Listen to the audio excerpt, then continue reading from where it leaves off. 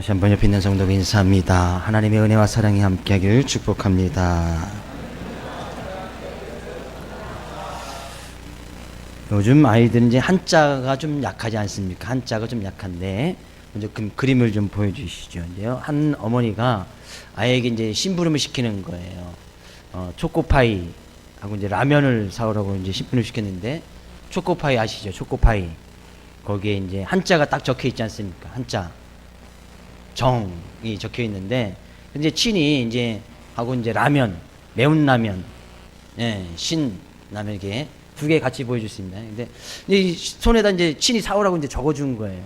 근데 이 아이가 이제 한자를 잘 모르니까 이제 마트에 가서 이제 초코파이하고 라면을 사가야겠는데, 이렇게 이야기한 거예요. 수표 주인한테. 아저씨, 초코파이 9과 9 같이 보이죠? 9. 그 다음에 풀라면 주세요 그랬다는 거예요. 풀라면 보여주세요. 신라면. 같이 있는데, 네, 풀라면.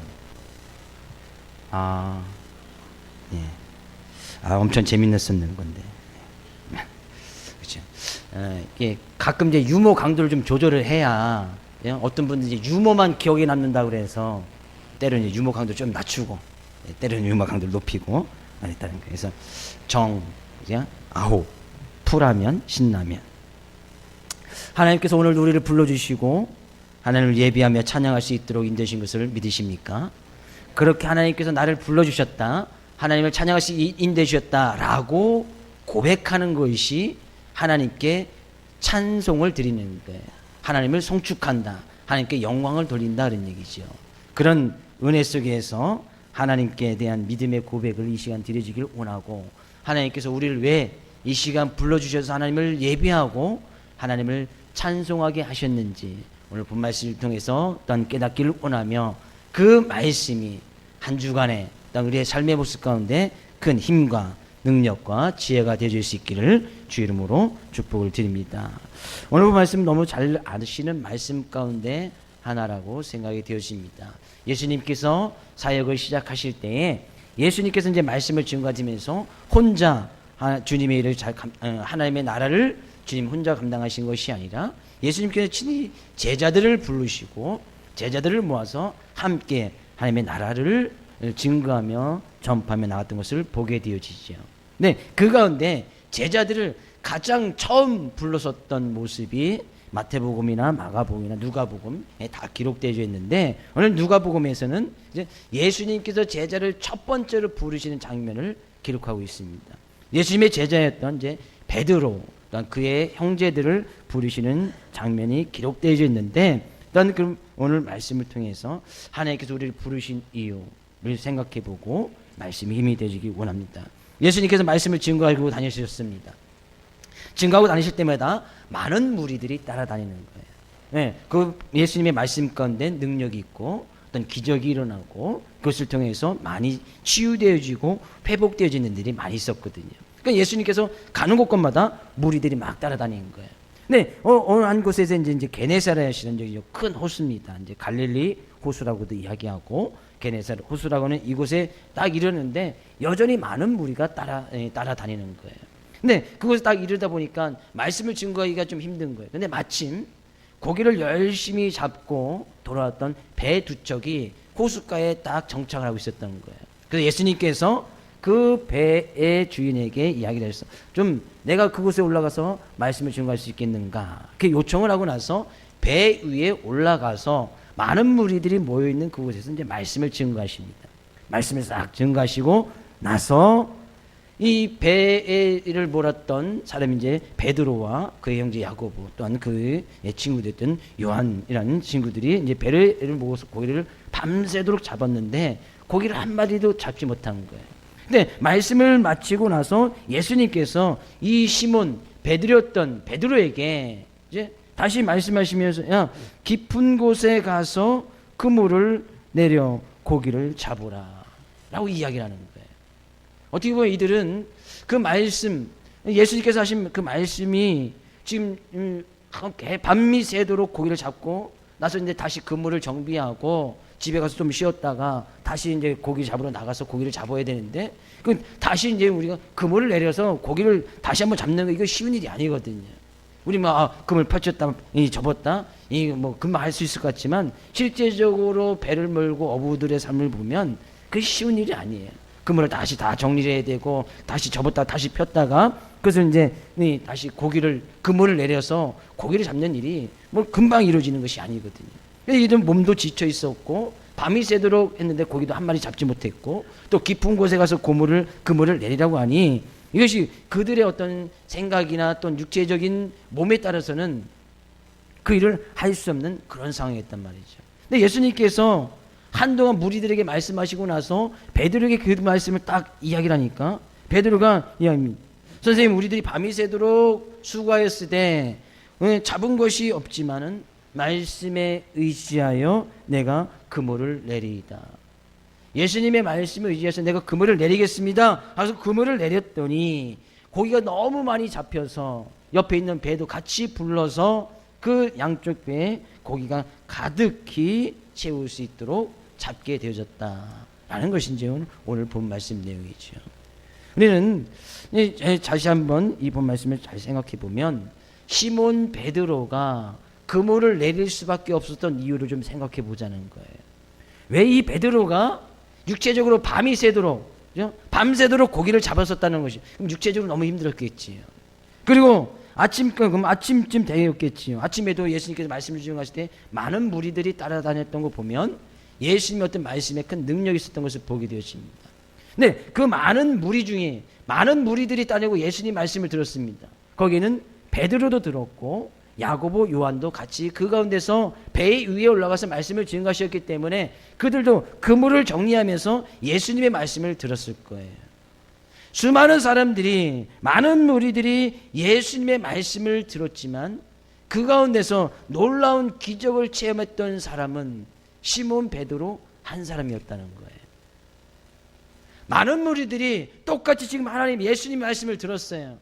그리고 예수님께서 특별히 시몬 베드로에게 말씀하셨지요. 깊은 곳에 가서 그물을 내려라. 베드로도 그 배를 정리하고 그물을 정리하면서 예수님의 말씀을 들었을 것이고 그 이전에 예수님에 대한 소문을 분명히 들었을 거예요. 그러니까 예수님께서 나 배 좀 빌려다오 라고 요청했을 때 그가 선뜻 예수님께 그 배의 위치를 내어주는 거예요. 근데요 이 베드로가 했던 그 말 가운데 놀라운 진리가 있는 거예요. 왜 베드로가 고기를 많이 잡은 놀라운 기적을 체험했을까? 수많은 무리들이 있었음에도 불구하고 왜 베드로에게만 유독 그런 은혜가 임하게 되어졌을까? 베드로가 한 말을 다시 한번 볼까요? 5절 말씀 다시 한번 보겠습니다. 시몬이 대답하여 이르되 선생님 우리들이 밤이 새도록 수고하였으되 잡은 것이 없지만은 말씀에 의지하여 내가 그물을 내리리이다. 베드로 같은 것이 뭐예요? 선생님 내가 밤새도록 고기 못 잡았습니다. 그러나 예수님께서 하신 그 말씀 의지하여 내가 그물을 내리리이다. 여기 놀라운 비밀이 담겨져 있는 거예요. 말씀을 듣는 순간 베드로에게는 지금 딱 한마디 했지만 그 이전에 많은 무리들에게 말씀을 증거했던 그 말씀도 베드로도 듣고 있었단 말이죠. 근데 그 말씀에 벌써 이제 베드로가 감동을 받은 거예요. 예수님의 말씀에 뭔가 특별한 능력이 있구나. 그래서 깊은 곳에 그물을 내리라고 했을 때에 그 말씀이 베드로에게는 복음처럼 들려진 거예요. 그래서 말씀에 의지했다는 것은 뭐예요? 말씀을 믿었다는 거예요. 말씀이 믿었다는 것은 그 말씀이 다른 사람이 이야기하면 믿지 못할 말이라는 것이죠.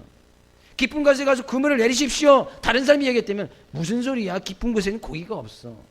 그리고 아침 시간에는 고기가 잡히지 않아. 다른 사람이 얘기할 때는 믿지 못할 그 말이 예수님께서 말씀하셨을 때 내가 말씀에 의지하여 깊은 곳에 그물을 내리겠습니다. 내 육체적으로는 지금 피곤하고 힘들지만 그 말씀이 믿을만하니 내가 그 말씀 의지하여 내가 그물을 내리겠습니다. 예수님의 말씀 바로 그런 거예요. 우리는 예수님의 말씀, 하나님의 말씀 어떻게 받아들이십니까? 하나님의 말씀 믿을만 하십니까? 하나님의 말씀 신실하십니까? 그 하나님 우리가 믿고 있습니까? 그 하나님 우리가 신실하신 하나님, 믿을만한 하나님, 우리의 인생의 구원주 되신 하나님이라고 믿고 고백하십니까? 그 말씀 의지하여 육체적으로 때로는 힘들고 어려워도 행여나 이 시간 육체적으로 힘들고 어렵고 딴 상처를 입고 딴 고통 가운데 주님의 전을 찾은 성도님이 있다면 말씀에 의지하여 하나님의 말씀이 힘이 되어지고 능력이 되어지고 말씀의 회복의 역사가 일어나고 말씀의 치유의 역사가 일어날 수 있기를 주의 이름으로 축복을 드립니다. 그것이 말씀을 의지하는 거예요. 주님의 주신 그 말씀은 믿을만 하구나. 그것이 깊은 곳에 가서 그물을 내려 고기를 잡지 못하는 자기의 생각이나 다른 사람이 이야기했을 때면 절대 고기가 잡힐 수 없는 그런 시간대임에도 불구하고 예수님께서 말씀하시니 그 말씀이 믿을만 하구나. 그래서 힘들고 어렵겠지만 그물을 접었던 것을 다시 다 빼서 그물을 내렸더니 그게 놀라운 변화가 일어났고 놀라운 기적을 체험하게 되어졌다는 거예요. 왜 유독 베드로만 그런 기적을 체험했느냐? 말씀을 믿었기 때문이다. 말씀을 의지했기 때문이다. 교회가 든든히 평안에 갈 수 있도록 우리는 하나의 표를 나누고 열심히 달려가고 있습니다. 어떻게 해요? 말씀을 의지해야, 말씀을 따라가야, 말씀과 기도는 하나님을 움직일 수 있는 놀라운 능력이 있다고 살펴봤듯이 말씀을 의지해야, 말씀을 따라가야, 내 삶 가운데 말씀이 있어야 그런 은혜와 기적도 체험할 수 있다는 거예요. 우리의 삶이 든든해질 수 있다는 거예요. 교회가 든든해질 수 있다는 거예요. 말씀을 의지하며 나갈 수 있기를 주의 이름으로 축복을 드립니다. 육체적으로 힘들어도 주님의 전을 찾는 것이 쉽지 않지요. 매 주일, 매 새벽 시간, 매 기도의 시간마다 주님의 전을 찾아서 주님의 말씀을 붙들고 주님을 기도하고 말씀을 붙들고 나가는 것이 쉽지 않아요. 직장을 가지면서 그 시간 막 쪼개가면서 막 빠듯하게 움직여가면서 예배 시간 되면 막 불이 나게 움직이는 그런 모습, 결코 쉬운 모습은 아니에요. 육체적으로 피곤할 수 있단 말이죠. 그죠? 와서 또 그냥 한 시간 안에 예배가 다 끝나면 좋은데 때로는 목사님 필이 받으면 설교를 막 40분 50분 해서 1시간 반씩 해버리면 더 피곤하겠지. 그죠? 그러나 성경이 이야기합니다. 하나님의 말씀은 의지할 만하니, 믿을 만하니 그 말씀 의지하여 내 생각과 내 고집을 좀 내려놓고 깊은 곳에 가서 그물을 내리라 이야기하면 그곳에서 그물을 치라 하는 얘기죠. 그러면 거기에 은혜가 있는 거예요. 이것이 말씀을 믿는 거 아니겠습니까? 말씀 의지한다는 얘기죠. 성경에 도둑질하지 말아라 라는 말씀이 있습니다. 그러면 그 말씀 의지하여서 나의 삶 가운데 도둑질하지 않는 거예요. 이것이 말씀을 의지하는 것이거든요. 비판하지 말아라 라고 이야기를 했다면 그 말씀 의지하여 남을 비판하고 싶어도 비판하지 않는 거예요. 사람을 외모로 보지 말아라 이렇게 이야기했으면 그 말씀 의지하여 사람들 볼 때에 선입관을 가지지 아니하고 외모로 보지 않는 거예요. 이것이 말씀을 의지하는 거거든요.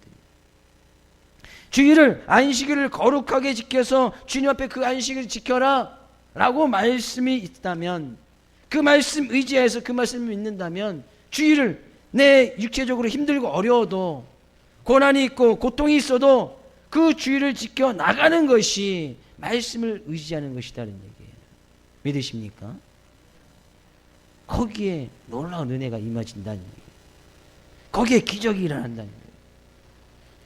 말씀을 의지했던 시몬 베드로 그 한 사람에게만, 수많은 무리들이 있었지만 말씀을 들은 많은 사람들이 있었지만 베드로에게만 특별히 그런 은혜가 임했다. 왜? 말씀을 의지했기 때문이다는 얘기예요. 말씀을 믿었기 때문이다는 얘기예요. 옆에 있는 성도에게 우리 말씀을 의지합시다. 말씀을 믿읍시다. 말씀 믿는다는 것은 그런 거예요. 자기 생각하고 맞지 않아요. 이 시몬 베드로가 잘 알다시피 베테랑 아닙니까? 고기 잡는데 베테랑이었단 말이에요. 평생 동안 자기는 고기를 잡는 일에 종업을 하고 그것을 살았기 때문이에요. 그 누구보다도 고기 잡는 데는 일가견이 있었단 말이에요. 육체적으로 힘들고 그 아침 시간에 다시 그물을 낸다는 거 자기 생각하고 맞지 않는 거예요. 좀 쉬었다가 충전해서 그 다음날 저녁에 낮에 쉬고 저녁에 가서 그물을 내려서 고기 잡는 것이 낫지. 그 아침 시간에 그물을 다 정리하는 그 시간에 다시 그물을 펴서 깊은 곳에 가서 그물을 내린다. 이게 쉬운 일 아니에요. 누가 봐도 이거는 고기를 잡지 못하는 그런 시간대였고, 일단 육체적으로 더 힘든 일이 되어질 수 있었단 말이죠. 근데 그의 생각을 좀 내려놓은 거예요. 그의 뜻을 좀 내려놨단 말이에요. 이것이 말씀을 믿는 것이다는 얘기예요. 성경 가운데 많은 하나님 앞에 쓰임받았던 많은 인물들을 보면 하나님께서 말씀하시면 그냥 그 말씀대로 아주 단순하게 어떻게 보면 정말 무식할 정도로 그 말씀을 지키고 따라갔던 사람들이 하나님 앞에 기이 쓰임받는 모습을 보게 되어집니다. 성경에서요, 그죠? 아브라함 말씀을 따라서 말씀 있으면 그냥 즉시 자기의 생각하고 맞지 않아요. 그냥 자기 뜻하고도 맞지 않아요. 누가 뭐래도 그것은 욕먹을 짓이에요. 이 말씀 의지하는 거예요. 아들 바쳐 그냥 바치는 거예요. 누가 보면 이건 정신 나간 사람 아닙니까? 그죠? 자기 아들 하나님께 바치라 했다고 해서 정말 아이를 메고 가서 그냥 번제 불에 태워서 하나님께 드리려고 아이를 끌고 가는 거예요. 누가 그것을 딱 그 상황을 알고 그것을 딱 보고 있었다면 이것은 정신 나간 사람 아니고 할 수 없는 일이라고 분명히 이야기하고 다 뜯어 말릴 거예요. 아브라함은 하나님의 말씀이 그대로 임했기에 그 말씀 그대로 지켜나가는 거예요. 놀라운 일이라는 거 아니겠습니까? 믿음의 조상 아브라함이다 하고 칭함을 받게 되어지는 거예요. 지금도 여전히 우리는 믿음의 조상하면 그 아브라함의 축복을 생각하고 나갑니다. 성경 가운데 바울도 그렇죠, 다윗도 그렇죠, 그 많은 하나님 앞에 쓰임 받았던 많은 인물들이 하나님의 말씀 그대로 단순 무식하게 그대로 자기의 생각과 자기의 삶 가운데 이익이 없어도 그 말씀 그대로 의지해서 나갔을 때 놀라운 축복의 자리에 들어갈 수 있었다는 거예요. 예수님은 어쩌면 베드로의 그런 모습을 보고 베드로를 부르신 줄 모릅니다. 가장 첫 번째로 예수님께서 제자를 부르실 때 첫 번째로 부르셨던 사람이 바로 베드로잖아요.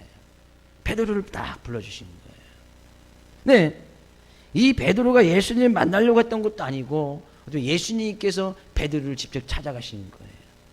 그 배, 그죠? 그 배, 고기 잡는 배가 딱 두 척만 있었겠습니까? 많은 배들이 있었을 텐데 예수님께서 그 베드로 배에 딱 올라가시고 많은 무들에게 말씀하셨지만 어떻게 보면 예수님께서는 그 베드로에게 말씀하신 거예요. 야, 깊은 곳에 가서 그물을 내려라 라고 말씀하시기 이전에 그 이전에 많은 무들에게 선포하시고 그들에게 증거했던 말씀이 이 베드로를 충분히 감동시키고도 남을 하나님의 말씀을 의지하고 믿을 정도로 믿게끔 할 수 있는 그런 말씀이 베드로에게 싹 들어갔었단 말이죠. 그래서 베드로가 이 주님의 말씀을 의지하게 되어졌고 그는 은혜의 자리로 갈 수 있었다는 거예요. 그런 시몬 베드로의 모습을 보고 그런 마음을 미리 아시고 예수님은 그 베드로를 찾아가셨다는 거예요. 주님께서는 이 자리에 또한 우리들과 함께 하신 줄 믿습니다. 주님께서 함께 하시는 이유는 그런 베드로처럼 말씀을 의지하여 말씀을 믿음으로 말미암아 그 말씀 앞에 순종하고 나갈 수 있는 그 사람, 그런 사람에게 은혜를 주시기 위해서 주님은 이 자리도 찾아오셨고 함께 하신 줄로 믿습니다. 그런 은혜의 자리에 들어갈 수 있기를 주 이름으로 축복을 드립니다. 말씀에 의지하여. 너무나 간단한 거예요. 어떻게 보면 우리의 삶은 너무나 단순한 거예요. 왜? 성경 가운데 우리가 어떻게 살아야 될지를 다 기록하고 있기 때문이죠. 우리의 삶 가운데 삶의 원리, 경제적인 원리, 법적인 원리, 성경 가운데 다 기록되어 있습니다. 우리는 그 말씀 그대로 지켜나가기만 하면 되는 거예요. 근데 그것이 너무나 힘들지. 너무나 힘든단 말이에요. 단순하게 살아가면 되는데 그 말씀 단순하게 살아가는 그 자체가 너무나 힘든 거예요. 육체적으로 너무나 힘든 거예요. 때로는 그냥 모든 것을 다 포기하고 싶을 때도 있는 거예요. 때로는 불평, 불만과 낭만, 낙심이 찾아오는 거예요. 말씀대로 하지 못하도록 하는 일들이 많이 온단 말이에요. 그럼에도 불구하고 주님은 지금도 우리를 찾아오셔서 우리를 부르시고 계신다는 사실이에요. 말씀에 의지할 수 있는 그 한 사람, 말씀을 따라갈 수 있는 그 한 사람, 우리의 삶 가운데, 우리의 가정 가운데, 우리 교회 가운데 교회를 든든히 하고 가정을 든든히 할 수 있게 만들 수 있는 그 한 사람 찾기 위해서 오신단 말이죠. 말씀을 의지해서 고기를 많이 잡았습니다. 자기 배에 가득 차서 그물이 찢어질 정도로 너무 많이 잡혀서 옆에 있는 배도 같이 불러서 우리 같이 고기를 들어 올리자. 옆에 도움을 청해서 두 배에 가득 찰 정도로 고기를 잡았습니다. 근데 그 다음이 중요해요.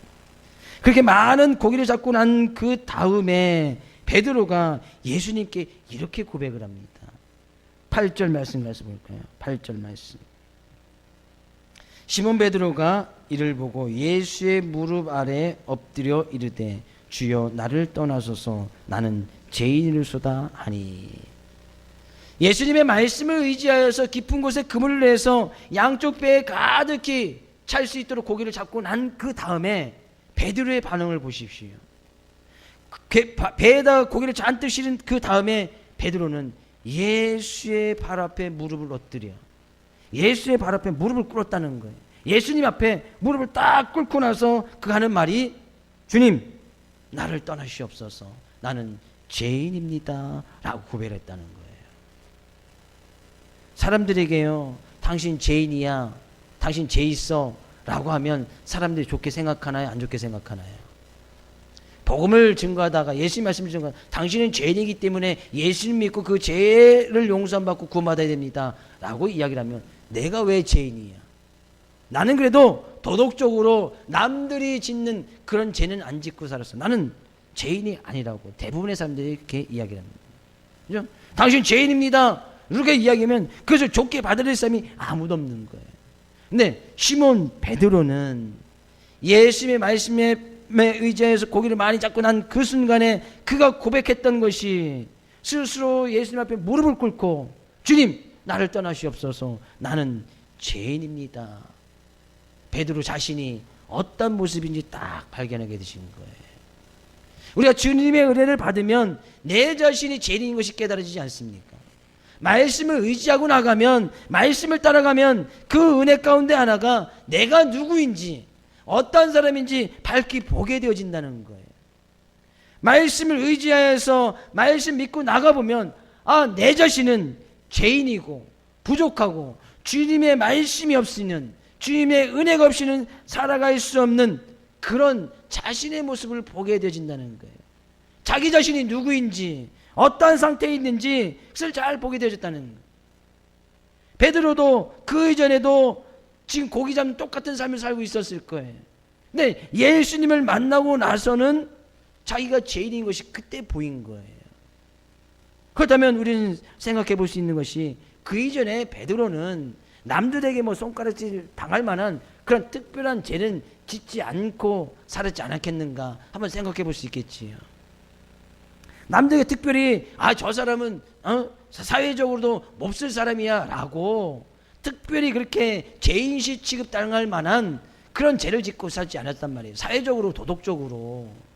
근데 예수님을 딱 만나고 나니까 자기의 본 모습이 보이는 거예요. 내가 죄인이었구나. 하나님의 말씀의 능력은 내 자신이 어떤 상태에 있는지, 그죠? 그렇다고 해서 베드로가 어떻게 순간 변한 것이 아니지만 자기 상태가, 자기의 내적인 상태가, 영적인 상태가 어떤 상태에 있는지 딱 보게 되어졌다는 거예요. 그러니까 주님 앞에 설 수가 없었던 거예요. 그 주님 앞에 바로 무릎을 꿇게 되어진 거예요. 왜? 그 죄에 대한 모습을 보게 하신 분이 주님이시고 그것을 보게 하신 주님 앞에 무릎을 꿇었다는 것은 그 죄를, 그 죄에 대해서 모든 것을 인정해 주시고 그 죄에 대해서 해결해 주실 분이 주님밖에 없음을 베드로는 딱 알게 되진 거예요. 그 주님의 발 앞에 무릎을 꿇게 되어지고 죄인 것을 고백했다는 거예요. 베드로가 왜 죄인이라고 고백을 했을까요? 예수님께서 말씀 주신 가운데 당신은 죄인입니다 막 이렇게 얘기했을까요? 말씀을 듣고 말씀에 의지해서 놀라운 말씀의 은혜를 체험하고 나니까 자기가 죄인이었음을 말씀을 통해서 깨달아지게 되어진 것이죠. 왜? 예수님께서 특별히 베드로에게 당신은 죄인입니다. 그 죄를 용서받아서 구원받아야 됩니다. 라고 이런 말씀을 정하지 않으셨을 거예요. 왜? 많은 무리들이 있었기 때문에.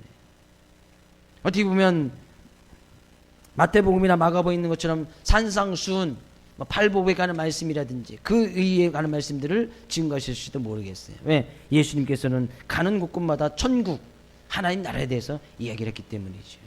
근데 그 말씀이 베드로가 죄인인 것을 깨닫게 했다는 거예요. 하나님 나라를 이야기하는데 죄인인 것이 깨달아진 거예요. 복에 관한 이야기를 하는데 죄인인 것이 깨달아진 거예요.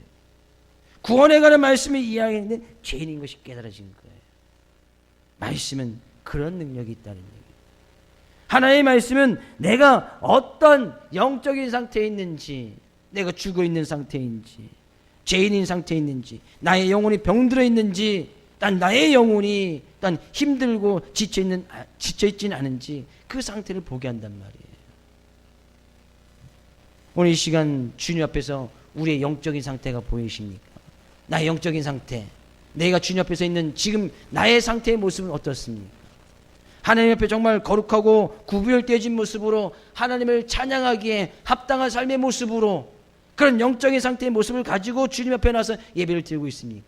아니면 힘들고 지치고 낭망하고 낙심되고 나의 삶과 영적으로 병들어져 있는 그런 상태의 모습으로 나와서 주님 앞에 나와서 예배를 드리고 있습니다. 성경 가운데 죄는 단 한마디로 이야기하면 하나님과 내가 멀어져 있는 것이 죄예요. 하나님과 내가 멀어져 있는, 나의 삶 가운데서 하나님이 없는 것, 그것이 죄예요. 베드로는 그것을 딱 깨달아진 거예요. 나의 삶 가운데 하나님 없이, 하나님의 은혜 없이, 말씀 없이 살았구나. 아니요, 베드로는 잘 보면 유대인이었단 말이죠. 유대인, 정통 유대인. 그러면 그는 정통 유대인 학교에서 하나님의 말씀을 잘 배우고 자랐던 그런 사람일지도 모르겠습니다. 왜? 이스라엘 민족 유대인이었으니까. 근데 그는 하나님의 말씀에 대해서는 잘 알고 있었어요. 하나님이 어떤 분이신지 알고 있었단 말이에요. 왜? 그대 조상이 아브라함이라고 고백을 하니까, 그죠? 하나님이 어떤 분이신 데서는 알고 있었단 말이죠. 자기가 죄인이다 고백한 것은 그가 그 가운데 진정으로 하나님을 만났다는 얘기예요. 하나님을 알고 있는 그 상태에서 하나님을 만난 거예요. 하나님을 알고 있고 하나님과 거리가 멀어져 있는 그 상태에서 하나님을 만난 거예요. 그러니까 자기가 죄인이었었던 것이 밝히 보여 깨달아지게 되어졌단 말이에요. 우리가 하나님을 알고 있다고 하지만 하나님을 만나지 못하면 여전히 죄악 가운데, 죄인의 모습 가운데 그대로 거면서 살아갈 수밖에 없다는 얘기예요. 그래서 하나님께서는 주님께서 이 시간 우리를 찾아오셔서 하나님과 좀 멀리 있지 말고, 주님과 좀 멀리 있지 말고, 주님과 좀 가까이 주님의 말씀 안에서 주님의 은혜 가운데 좀 있으시라고 주님께서 친히 찾아오신단 말이에요. 베드로를 찾아가신단 말이에요. 베드로 옆에 딱 붙어서 말씀을 쫙 증거해 주시는 거예요. 주님께서 지금도 동일하게 지금 우리 옆에, 우리의 드려지는 이 예배 시간에 함께 하셔서 주님과 가까이 하기를, 말씀을 통해서, 지금 말씀을 통해서 하나님과 가까이 하기를 주님께서 지금 원하고 계신단 말이죠. 믿으십니까? 그러면 그 주님 앞에 무릎을 꿇고 겸허히 겸손히 나는 죄인일 수밖에 없습니다. 나는 주님의 은혜가 없이는 살아갈 수 없습니다. 라는 그런 믿음의 고백을 드리고 나가는 것이 그냥 예배자의 자세고 하나님께 영광을 돌리는 모습이더라는 얘기예요. 우리는 늘 주님 앞에 나올 때마다 우리의 상태를 잘 깨닫고 나는 죄인일 수밖에 없고 주님의 말씀과 멀어져서 살아갔던 우리의 죄악과 허물된 모습을 주님 앞에 늘 고백을 하면서 나가야 된다는 거예요. 이 시간도 그런 은혜가 있었기를 주님의 축복을 드립니다. 내가 죄인이면 그러면 고백해야 되잖아요. 주님의 은혜가 없이는 이 죄를 용서받아야, 이 죄를 탕감받아야 우리가 주님의 은혜 속으로 들어갈 것이 아니에요. 그러니까 주님 앞에 기도할 수밖에 없고 또한 주님의 은혜가 없이는 살아갈 수 없다는 그런 믿음의 고백을 드리고 나아가는 거예요. 그 모습을 보았던 모습들 주변의 사람들이 깜짝 놀랍니다. 9절 10절 가서 볼까요? 9절. 이는 자기 및 자기와 함께 있는 모든 사람이 고기 잡은 것으로 말미암아 놀라고 세베대의 아들로서 시몬의 동업자인 야고보와 요한도 놀랐습니다. 뭐예요? 거기에 많은 사람들이 두 배에 가득하게 고기를 잡은 것을 보고 놀랐단 말이죠. 왜 놀랐을까요? 고기를 잡아서는 안 되는데, 고기 잡힐 때가 아닌데, 그분에게 고기가 없는데 놀란 기적. 그 말씀 한마디에 가서 그물을 딱 내렸더니 고기가 많이 잡힌 것을 보고 놀랐고, 또한 그의 동업자인 야고보와 요한도 놀랐다. 왜 놀랐을까요? 물론 고기를 많이 잡은 것으로도 놀랐지만 이 베드로의 모습을 보고 더 놀랐을 것 같아요. 베드로 지금 뭐 하고 있어요? 예수님의 지금 발 앞에 무릎을 딱 꿇고 나서 주님 나를 떠나시옵소서 나는 죄인입니다. 평상시에 베드로의 모습을 보면 그렇게 할 사람이 아니에요.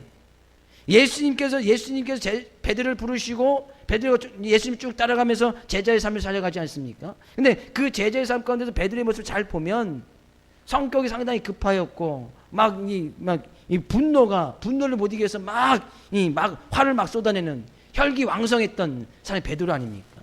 그래서 예수님을 잡으러 왔을 때도 그냥 칼을 막 뽑아서 예수님께 말씀하시기 전에 그냥 예수님 잡으러 왔던 말구의 길을 막 쳐서 떨어뜨리기도 하고 막 성질이 있었던 그런 사람이에요.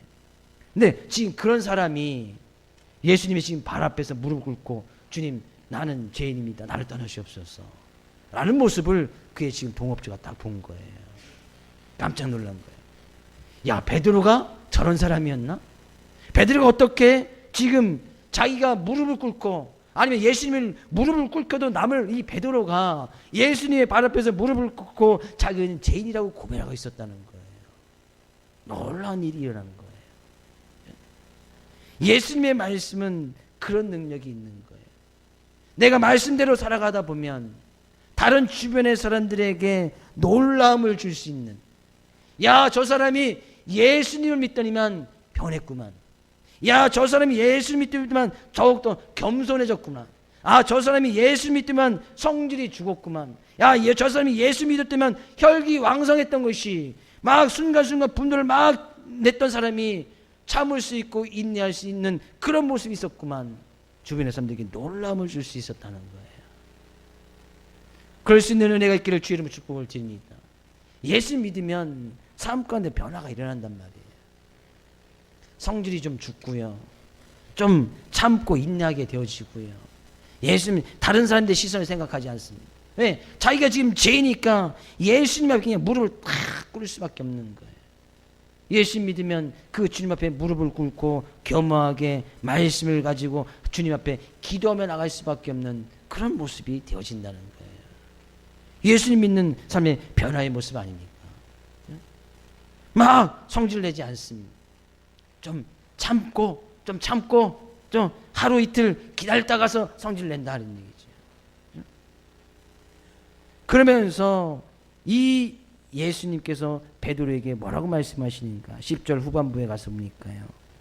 예수께서 시몬에게 이르시되 무서워하지 말라. 이제후로는 내가 사람을 취하리라 하시니 11절 그들이 베드로를 육지에 대고 모든 것을 버려두고 예수를 따르니라.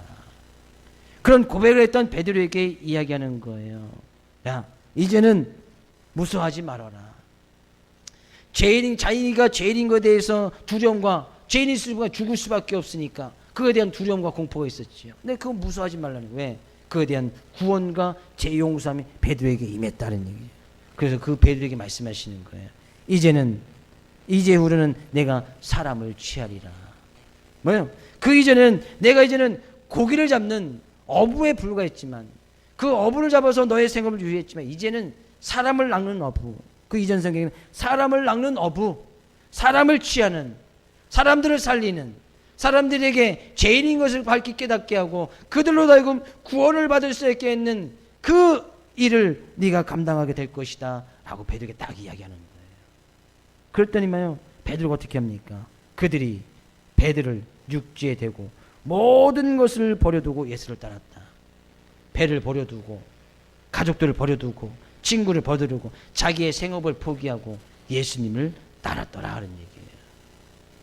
그의 삶에 완전한 180도 변화가 일어난 거예요.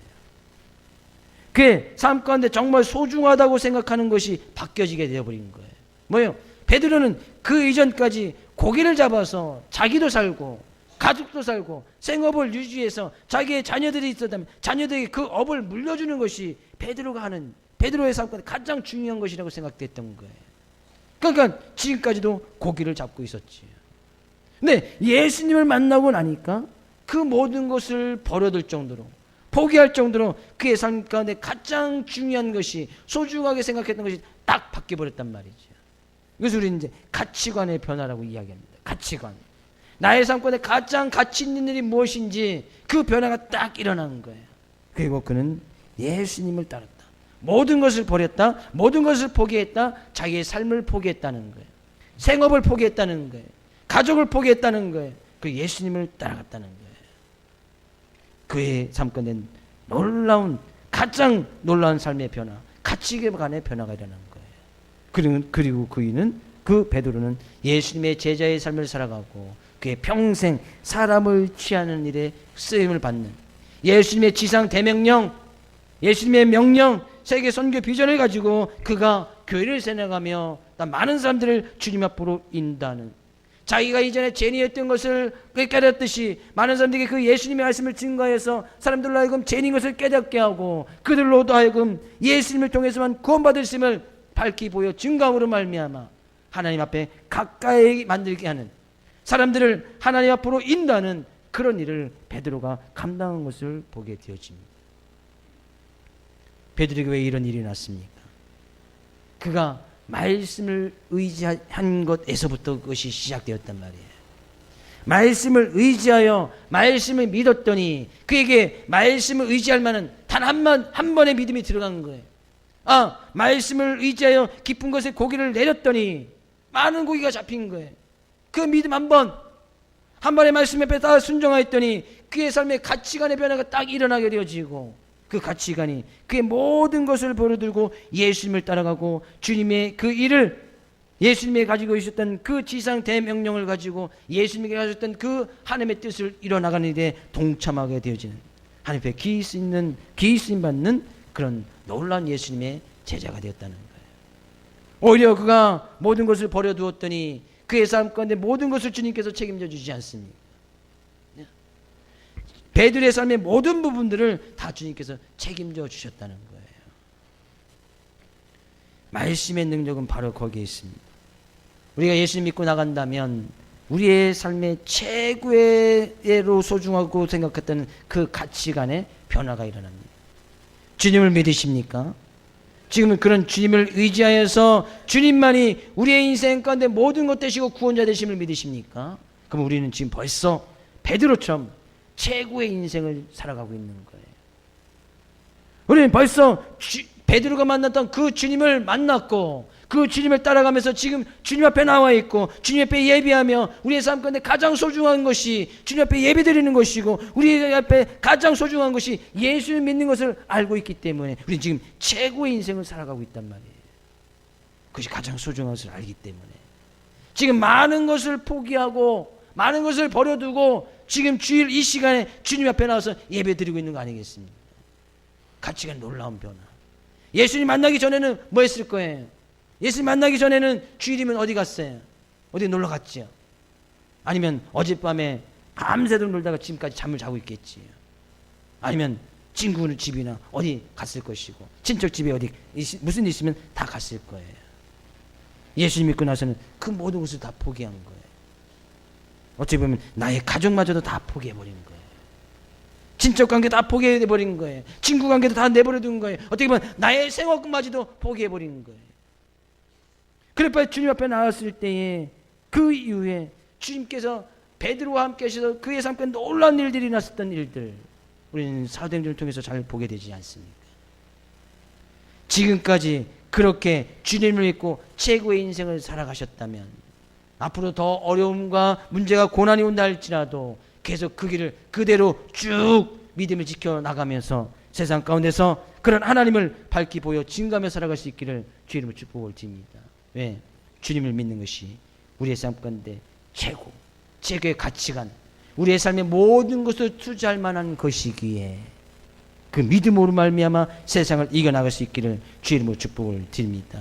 그럴 때 하나님께서는 우리를 사용하신다. 그럴 때 하나님께서는 우리의 가정을 사용하신다.